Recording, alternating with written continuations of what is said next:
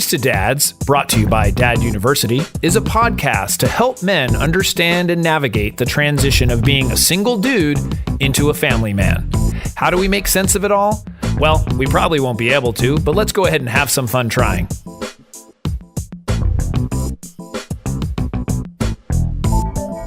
And we are back. We are back. I'm Jason Kreidman. I'm Alan Bush. And this is Dudes to Dads, episode 188.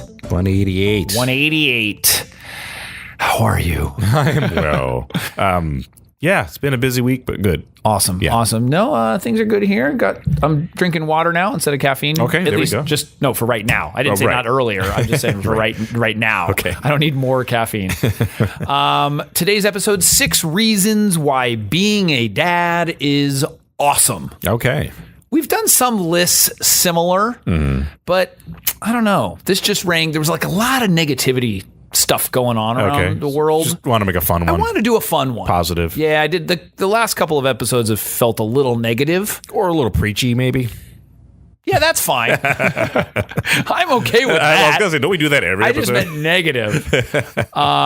If you are a new dad or soon to be dad, a lot of people tell you the challenges that come with fatherhood. Yeah. Like you might hear, oh man, you are never going to get any sleep. Sure. Or how about this one? Forget about going out with your friends anymore. Right. Or the ever so positive, whoa, kids are so expensive, you just wait. Yeah, isn't that great? Like when something happens and that people tell you something negative. Yeah. Well, I'm here to tell you there's a reason why I do this podcast is because being a dad is incredible. Yeah. It's wonderful. Now, not going to say it doesn't have its challenges. Yeah. But grammatically as well. Yeah. But I was making sure I got all the words and letters. There are many reasons why this journey is awesome, but I've narrowed it down to 6 of my favorite things about being a dad. Okay, that's fair. Just mine. I mean, somebody might have another one, and if they do, they can email us at podcast@dudestodads.com. There you go. So like I said, there's enough negativity going on in the world. Let's focus on some good stuff like fatherhood. There really just is nothing else like it that gives you that feeling. And so let's get started with our 6 of the best things. Yeah. Or my favorite things, I should say. Right. The first one is your child thinks that you're a superhero. Okay. So, I mean, not literally superhero, but it's pretty darn close.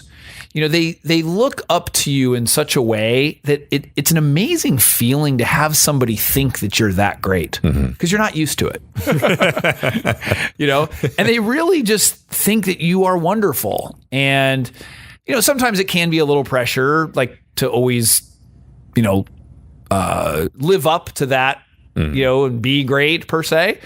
But it's an amazing feeling nonetheless. And I think that idea that somebody just looks up to you that much is really a great thing. And it really feels good. Yeah. The second one, their hugs and kisses.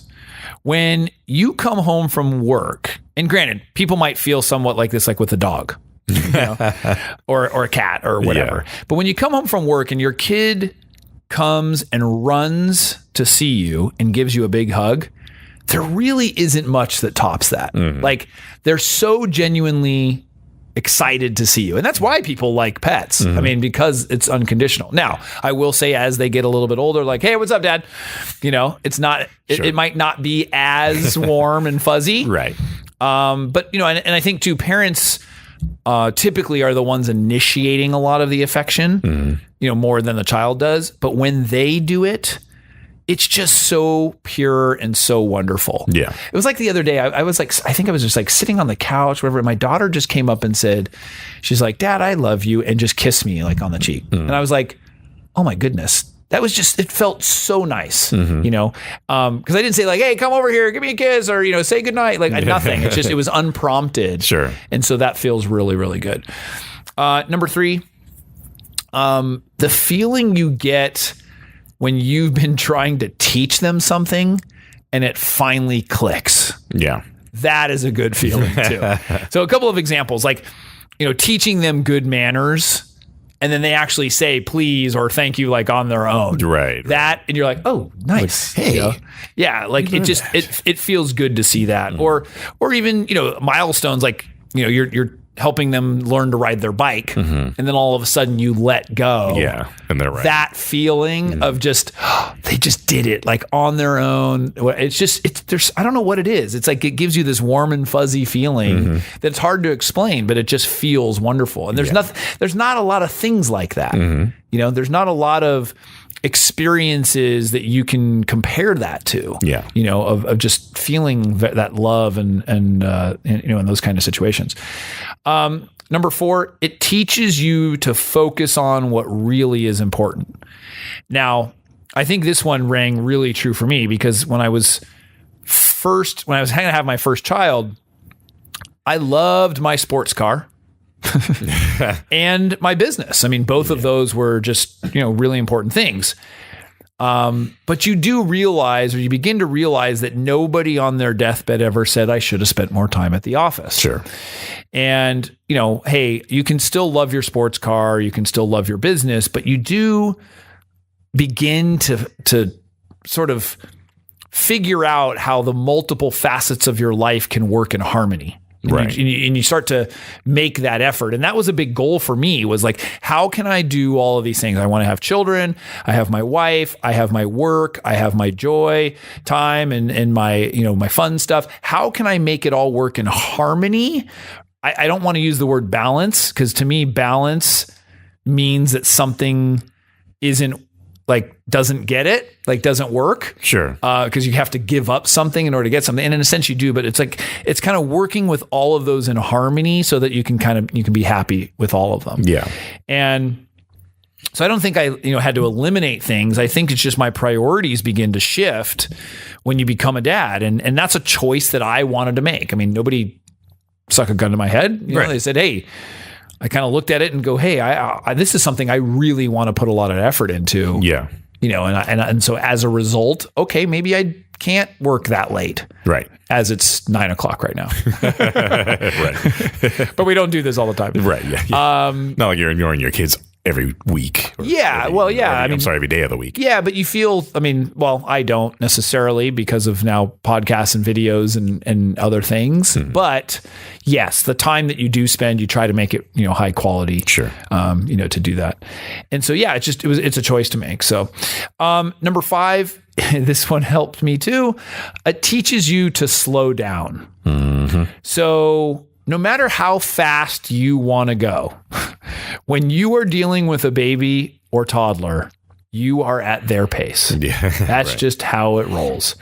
You can't really hurry the process. And it was funny. So just the other day, I was at the gym, and you can see outside, into the parking lot through one of the areas where I was on a treadmill, and you can see, and I was watching, you can see people coming in.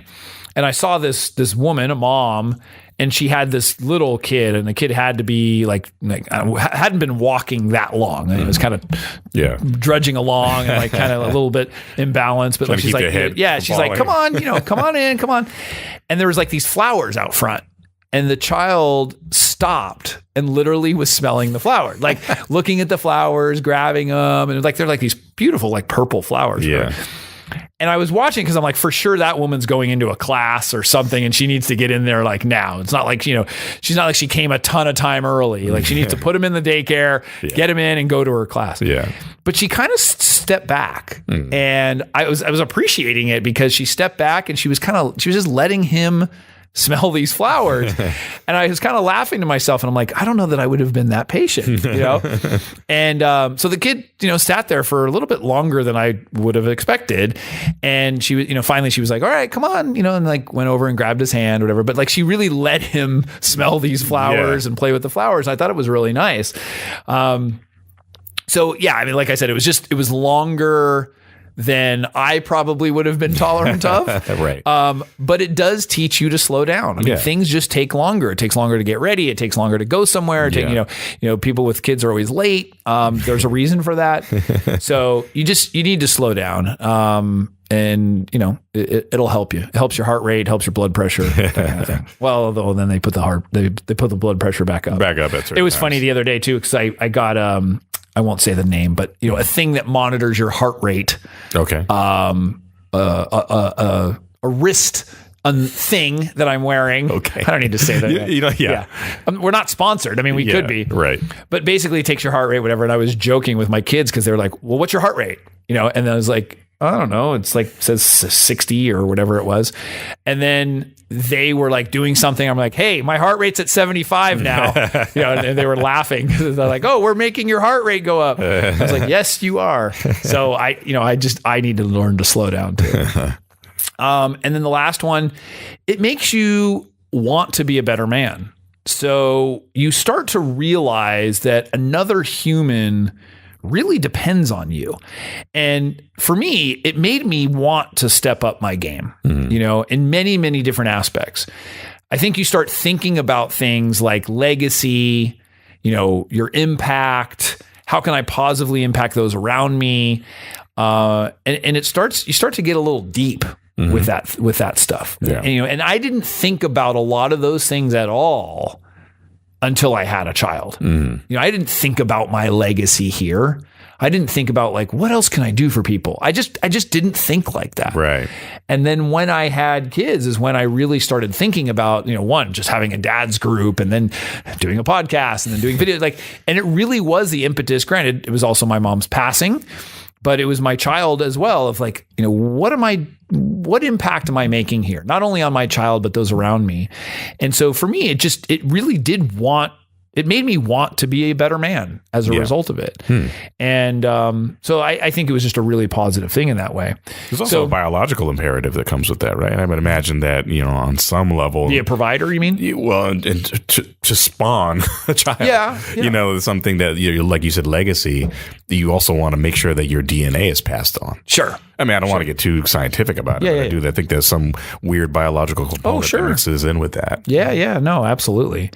Because as I said, I mean, being a dad is incredible. I also think it's what you make of it.